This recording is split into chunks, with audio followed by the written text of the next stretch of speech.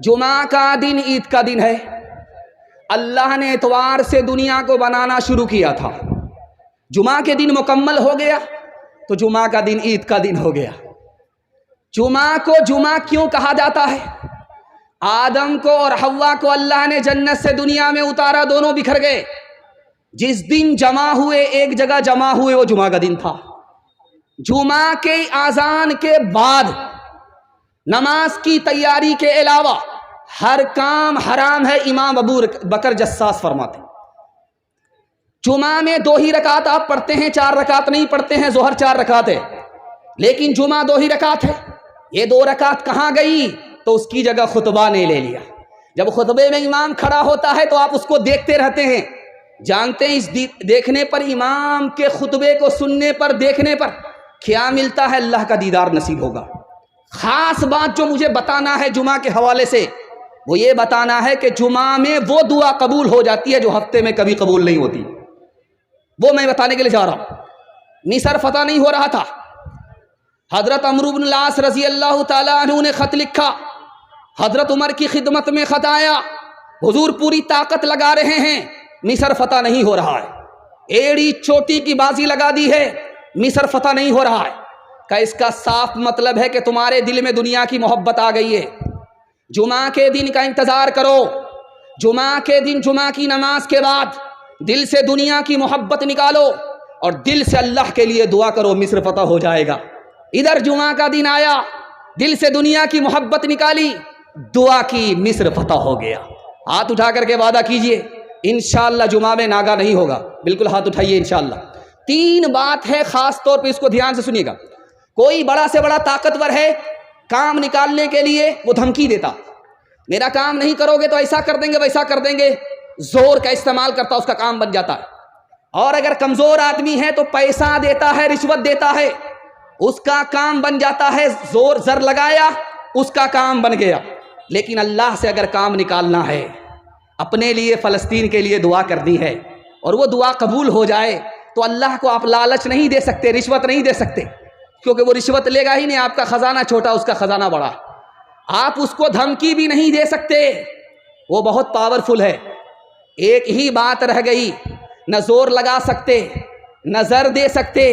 ایک ہی راستہ رہ گیا، خدا کے پاؤں پکڑ لیجئے، گڑ گڑائیے، دعا کیجیے، زاری دکھائیے، عاجزی دکھائیے، اللہ دعا قبول فرمائے گا.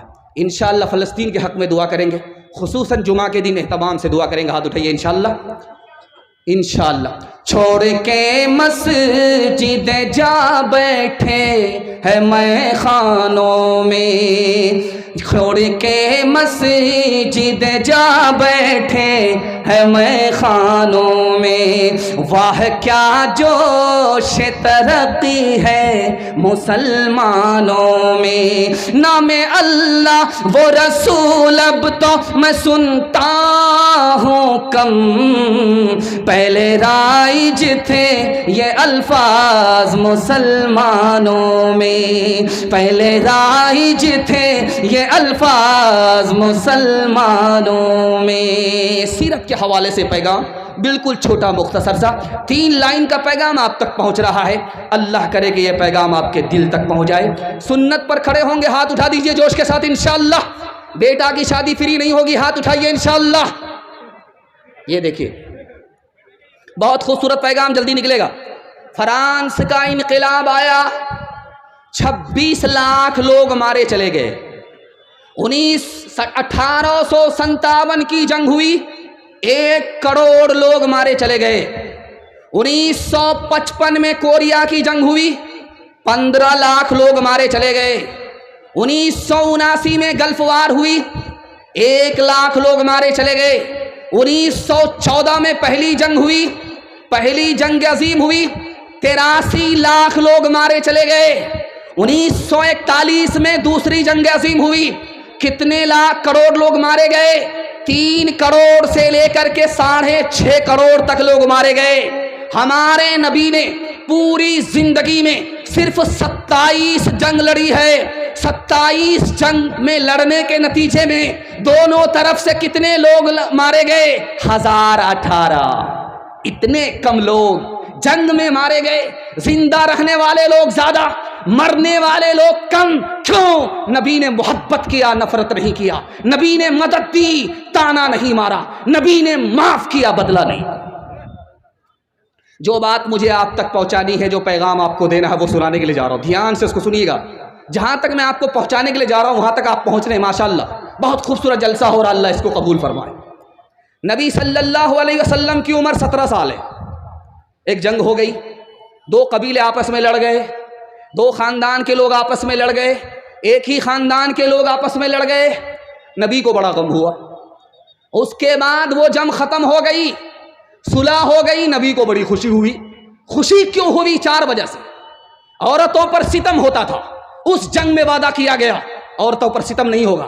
کتے کی طرح عورت کو کھانا دیا جاتا تھا. وعدہ کیا گیا کہ نہیں، عورت کو بھی انسان سمجھا جائے گا، انسان کی طرح سلوک کیا جائے گا.